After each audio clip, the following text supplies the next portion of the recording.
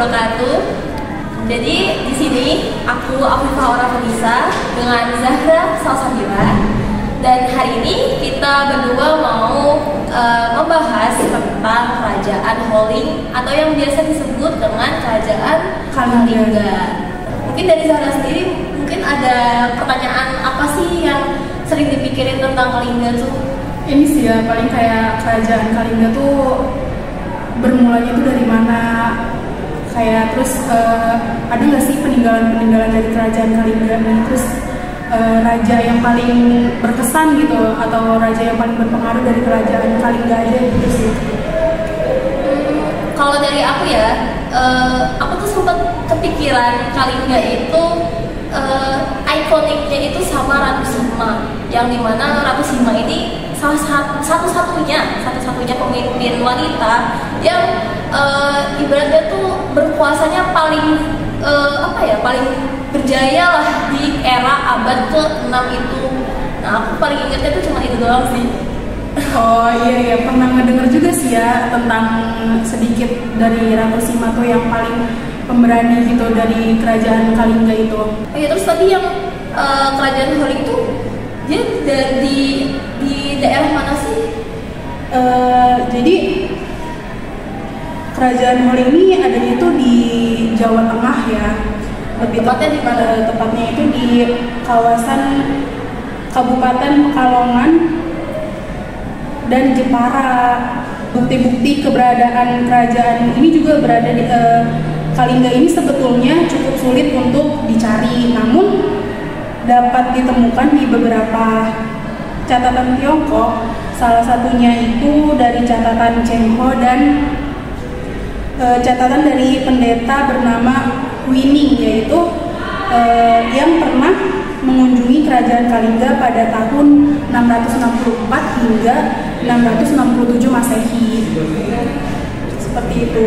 Jadi memang Kalingga ini juga sebenarnya pernah didatengin ya sama pedagang-pedagang dari Cina. Iya, dia tuh kan salah satu mata pencarian di situ kan ya berdagang ya, salah satu ininya. Jadi banyak dari pedagang Cina tuh yang ke situ gitu, yang berkunjung ke Kerajaan Kalingga pada tahun 667 Masehi itu. Aku juga tadi sempat searching kalau Kerajaan Kalingga ini kurang lebih ada 7 pemimpin. Ya, jadi untuk pemimpinnya sendiri mungkin belum banyak kayak catatan-catatan sejarah itu masih sedikit, tapi ada salah satu yang menarik itu kalau pendiri dari Kerajaan Kalingga namanya itu Raja Dapunta Sailendra.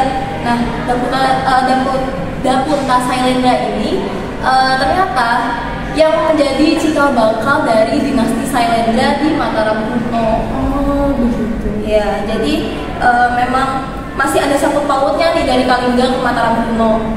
Terus juga raja pertamanya dari Kalingga ini namanya Raja Prabu Wasimurti, yang mana beliau ini memimpin di tahun 594 sampai 604 Masehi. Lalu di tahun berikutnya, di tahun 605 sampai 632 dijabat oleh Prabu Wasugeni, yang mana Prabu Wasugeni ini ternyata ayahnya dari Ratu Sima. Nah, dari ayahnya Ratu Sima inilah yang membuat menuju ke puncak kejayaan dari masa Kerajaan Kalingga ini. Nah, ada juga dikutip dari buku yang berjudul Catatan-catatan tercecer mengenai Kerajaan Kalingga dan Raja-Raja pra-Islam di Jawa Barat, yang mana Ratu Sima ini sudah resmi naik tahta tahun 674. Nah, Ratu Sima ini naik tahta di tahun 674 karena menggantikan suaminya, yaitu Prabu Kiratasinga. Nah, Ratu Sima ini jadi ikonik karena memang beliau ini cukup tegas dalam memimpin kerajaannya. Bahkan ada salah satu cerita uniknya, yang mana saking tegasnya ada salah satu pemimpin dari luar negeri yang kepo gitu sama ketegasan Ratu Sima ini. Bener gak sih kayak embel-embel aja gitu. Ternyata enggak. Setelah setelah dibuktikan, jadi raja dari luar negeri ini sempat naruh kantung yang isinya emas di salah satu rumah dekat warga di kerajaan Kalingga ini. Terus nggak sengaja diinjek sama anaknya Ratu Sima yang namanya Pangeran Narayana. Nah, karena nggak sengaja itu, ya gimana ya, namanya nggak sengaja tapi ya tetap hukuman karena selagi itu barang orang, meskipun kamu nyentuh itu udah dianggapnya mencuri. Nah, dari situ terus Ratu Sima mau menghukum mati anaknya ini, tapi keluarga kerajaan itu menolak. Jadi keluarga kerajaan minta buat diringanin hukumannya, tapi karena Ratu Sima tetap kekeh sama hukumannya itu, akhirnya kaki dari anaknya itu harus terpaksa buat dipotong. Jadi itu salah satu cerita unik dari Ratu Sima ini. Oh, jadi bener ya, Ratu Sima ini tuh benar-benar berjasa banget ya buat kerajaan Kalingga. Karena kan di masa kepemimpinan juga tadi yang sudah dijelaskan ya, masuk ke puncak kejayaannya kerajaan Kalingga. Kehidupan ekonomi kerajaan Kalingga ini juga cukup bagus gitu, dari sektor pertanian maupun perdagangannya. Sampai tadi kan dari orang Cina tuh, dari beberapa masyarakat di Cina tuh datang ke kerajaan Kalingga. Ya, tadi juga kan memang sektornya tuh lebih maju di bagian perdagangan sama pertanian, karena memang pertaniannya di zaman itu tuh di daerah Kalingga benar-benar subur, apalagi di dekat sungai kan. Iya. Ya, itu yang bikin maju sih. Terus juga mungkin setelah Ratu Sima ini menjabat sampai beberapa tahun, sampai akhirnya kerajaan Kalingga ini gak bisa bertahan lama masa jayanya. Setelah beliau mati atau wafat, dari keturunannya ini ternyata nggak ada yang bisa cara pemimpinnya tuh nggak bisa setegas Ratu Sima, yang akhirnya kerajaan ini perlahan mulai runtuh.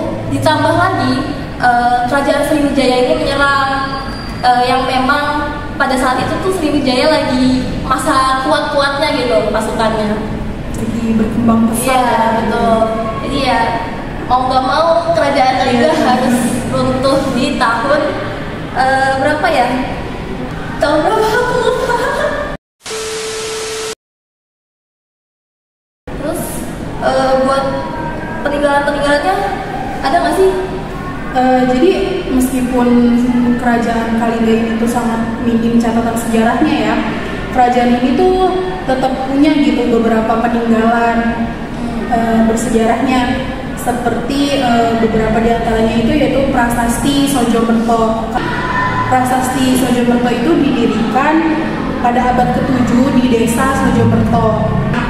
Bertuliskan silsilah keluarga Dapunta Shailendra sebagai tokoh pencetus kerajaan Kalingga. Selain itu juga terdapat salah satu candi yang ditemukan di daerah Kabupaten Jepara yang menjadi peninggalan kerajaan Kalingga, yaitu Candi Angin.